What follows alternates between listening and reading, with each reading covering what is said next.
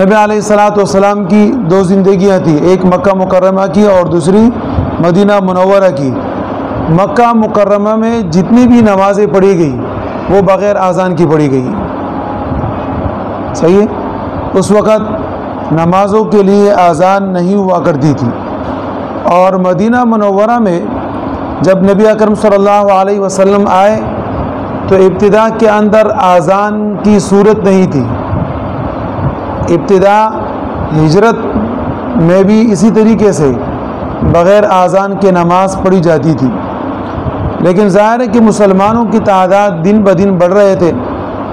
اور مسلمان پریشان تھے کہ آیا ہم نماز کے لیے کسی ایک معین وقت پر مسجد میں پہنچ جائیں اور نماز باجماعت ادا کریں۔ تو اس کے متعلق مشورہ ہوا، اور مشورے میں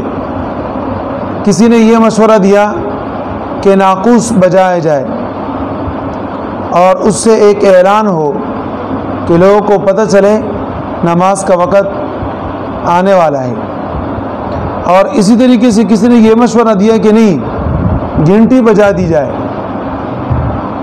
اور کسی نے یہ مشورہ دیا کہ نہیں، اس سے بہتر یہ کہ آگ لگا دیا جائے،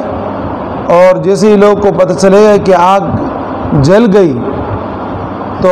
وہ نماز کے لیے مسجد میں پہنچ جائیں گے۔ حضرت عمر رضی اللہ تعالیٰ عنہ کے بارے میں جیسے کہ آپ واقف ہو کہ وہ کوئی بھی بات کرتے تھے تو وہ حکمت سے خالی نہیں ہوا کرتی تھی، اور خاص کر قرآن کریم کی چند آیتیں اس کے اوپر دلالت بھی کرتی ہیں۔ حضرت عمر رضی اللہ تعالیٰ نے فرمایا کہ بہتر یہ ہے کہ تمام طریقوں کو چھوڑ کر ہم نماز کے لیے یہ آواز لگائے الصلاۃ جامعۃ الصلاۃ جامعۃ الصلاۃ جامعۃ، اور پھر اس آواز کو سن کر لوگ نماز کے لیے آ جائے۔ نبی اکرم صلی اللہ علیہ وسلم نے فرمایا بہتر ہے، اور حضرت بلال رضی اللہ تعالیٰ عنہ کی ذمہ داری لگا دی گئی۔ حضرت بلال رضی اللہ تعالیٰ عنہ گلی کوچوں میں یہ آواز دیا کرتے تھے الصلاۃ جامعۃ الصلاۃ جامعۃ۔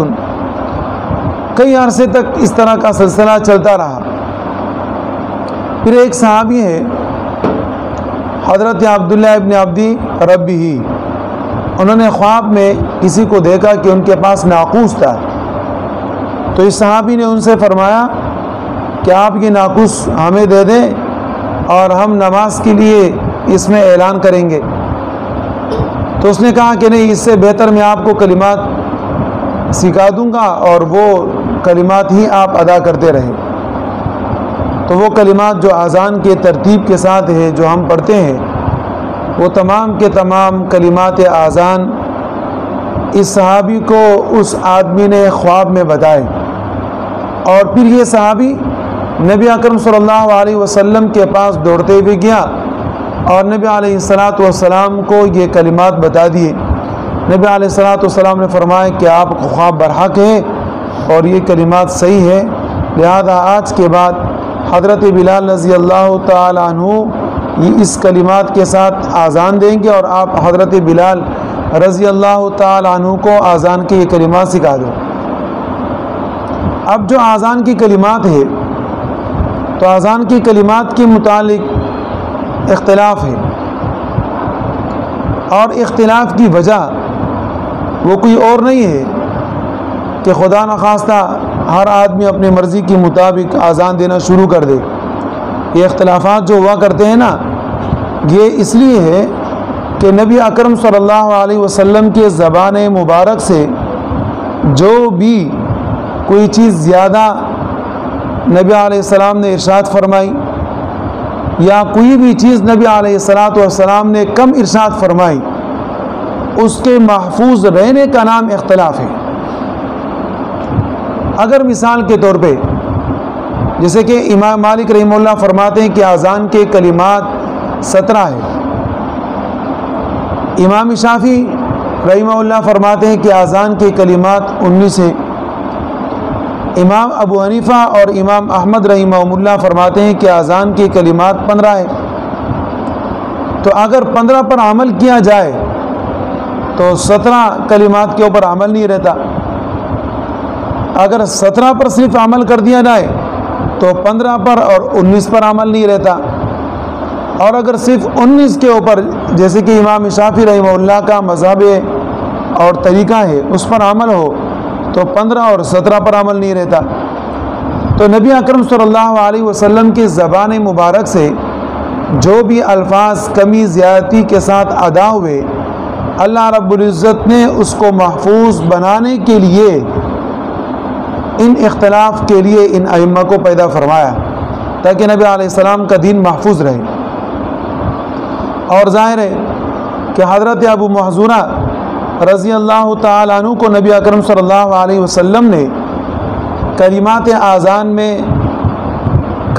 اذان سکھانے کے لیے کہ جب انہوں نے اشہد ان لا الہ الا اللہ کے بعد اشہد ان محمد رسول اللہ پڑھا آہستہ آواز سے، تو نبی علیہ الصلوۃ والسلام نے ان کو سکھانے کے لیے دوبارہ اور سے بارہ ارشاد فرمایا۔ تو ائمہ نے کیا فرمایا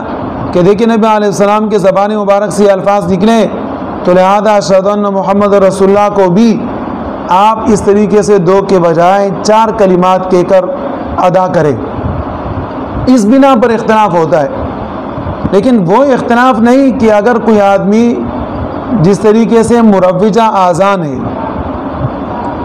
کہ جس میں تکبیرات 4 مرتبہ ادا کی جاتی ہے اور تشہد اشہد ان لا الہ الا اللہ 2 مرتبہ، اشہد ان محمد رسول اللہ 2 مرتبہ، اور پھر اس کے بعد حی علی الصلاۃ حی علی الصلاۃ حی علی الفلاح حی علی الفلاح، اللہ اکبر لا الہ الا اللہ۔ اس کے علاوہ ان الفاظ کے علاوہ اگر کوئی آدمی اپنی طرف سے اذان بنا کر پیش کرتا ہے کہ ہم بھی اپنی طرف سے اپنی مرضی کے مطابق کلمات اذان میں کمی زیادتی کریں گے تو وہ غلط ہے۔ یہ تو وہ اذانی کلمات ہے کہ جو نبی علیہ الصلوۃ والسلام کے زمانے میں ادا کیے گئے ہیں، اب ان میں کمی اور زیادتی وہ بھی نبی علیہ السلام سے ثابت ہے،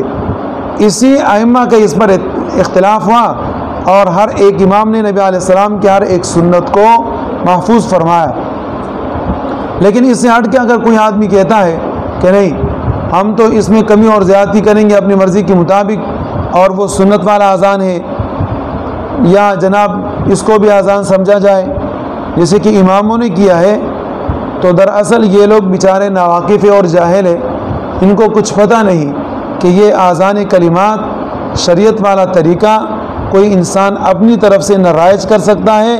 اور نہ اس کو نافذ کرا سکتا ہے۔ بات سمجھ میں آ گئی؟